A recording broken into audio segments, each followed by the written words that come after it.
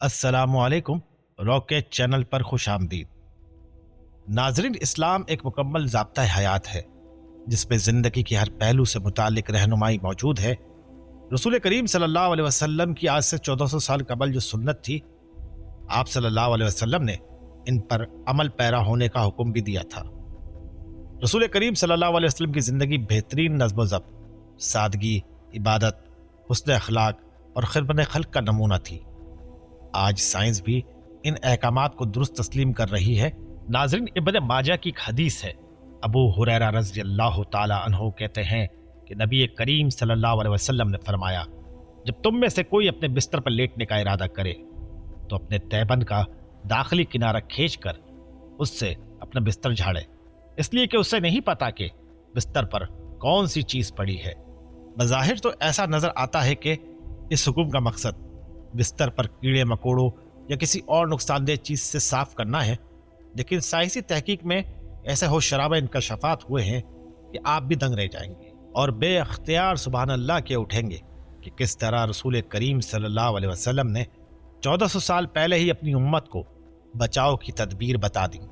साइंसी तहकीक के मुताबिक इंसानी जिस्म में मेटाबॉलिज्म का अमल मुसलसल जारी रहता है और इसके नतीजे में नए सेल्स बनते हैं और पुराने सेल्स टूटकर जिस्म से खारिज हो जाते हैं। सोने के दौरान ये टूटे हुए सेल्स बिस्तर पर गिरते हैं, जो अमूमन इतने छोटे होते हैं कि आंखों से नजर नहीं आते। जब हम बिस्तर पर सोने के लिए लेटते हैं तो अगर बिस्तर को झाड़ कर साफ ना किया जाए तो ये मुर्दा सेल्स जिस्म में दाखिल होकर मुख्तलिफ किस्म की बीमारियों की वजह बन सकते हैं, जैसे कि जल्द की बीमारियों या इन्फेक्शंस का इम्कान बढ़ जाता है। साइंस ने इस बात को भी साबित किया है कि बिस्तर को 3 बार झाड़ना इन मुर्दा सेल्स को दूर करने का एक मौसर तरीका है, जिससे बिस्तर की सफाई और सेहत के खतरात से बचाव मुमकिन होता है। इससे ये बात भी वाज़ेह होती है कि रसूल करीम सल्लल्लाहु अलैहि वसल्लम की सुन्नत में जो बिस्तर को 3 बार झाड़ने का हुक्म दिया गया है, वो सिर्फ रूहानी लिहाज से नहीं बल्कि सेहत के लिहाज से भी बहुत अहम है और साइंसी तहकीकात इसकी अहमियत को मज़ीद उजागर करती हैं। नाज़िर, सही बुखारी में नबी करीम सल्लल्लाहु अलैहि वसल्लम की एक और हदीस के मफ़हूम में फरमाया गया है, जब तुम सोने लगो तो नमाज के वज़ू की तरह वज़ू करके फिर दाएं करवट लेट जाओ। रसूलुल्लाह सल्लल्लाहु अलैहि वसल्लम ने सोते हुए दाएं करवट पर लेटने की जो हिदायत दी है, वो ना सिर्फ रूहानी तौर पर फ़ायदेमंद है बल्कि मेडिकल साइंस भी इसकी अहमियत को तस्लीम करती है। मेडिकल साइंस ने दाएं करवट पर सोने के फ़ायदे को तस्लीम किया है और कई वजूहात के बिना पर यह तरीका बेहतर समझा जाता है।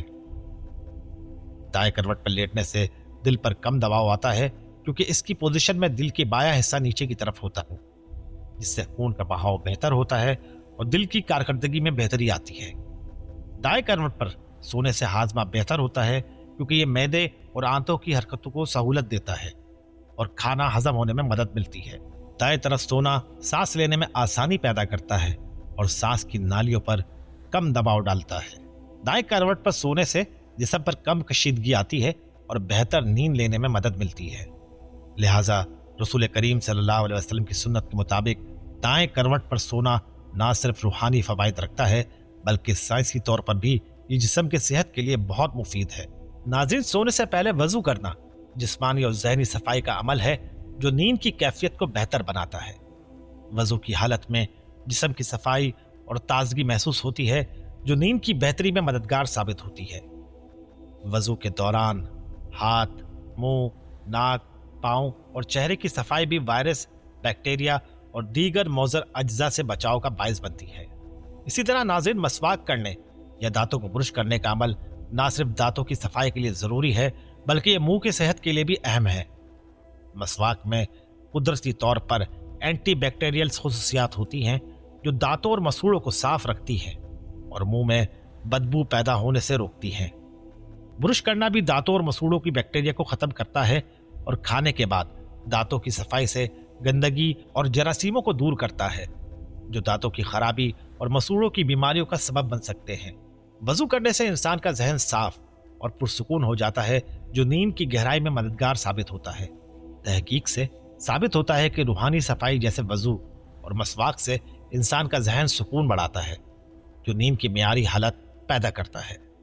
रसूल अल्लाह सल्लल्लाहु अलैहि वसल्लम की सुन्नत के मुताबिक सोने से पहले वजू करना और मसवाक करना ना सिर्फ रूहानी फ़वाइद के लिहाज से अहम है, बल्कि साइंसी तहकीक के मुताबिक भी ये जिस्मानी सेहत और जहनी सुकून के लिए भी इंतहाई मुफीद है। ये अमल जिस्मानी सफाई, बेहतर नींद और मजमूई सेहत के लिए अहम साबित होता है। इसी तरह मसवाक करना भी सोने से पहले की सुन्नत है। हमारे प्यारे नबी सल्लल्लाहु अलैहि वसल्लम के अहकामात के मुताबिक सोने से कबल बावजू होकर सोने का हुक्म दिया गया है। इशा की नमाज से कबल दांतों को मसवाक करना या बुरुश करने और फिर बावजू हालत में ही सोने का हुक्म मौजूद है।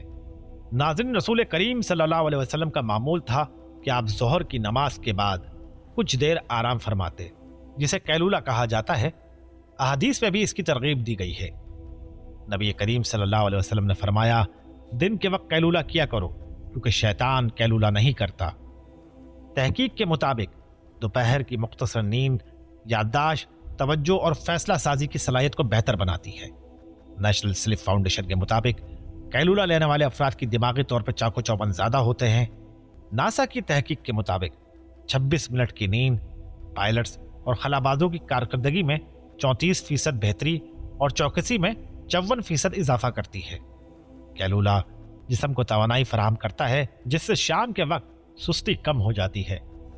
यूनान में होने वाली एक तहकीक के मुताबिक जो लोग हफ्ते में कम से कम 3 बार दोपहर में सोते हैं, उनमें दिल के अमराज का खतरा 37% कम हो जाता है। कैलूला ब्लड प्रेशर को नॉर्मल रखने में भी मददगार साबित होता है।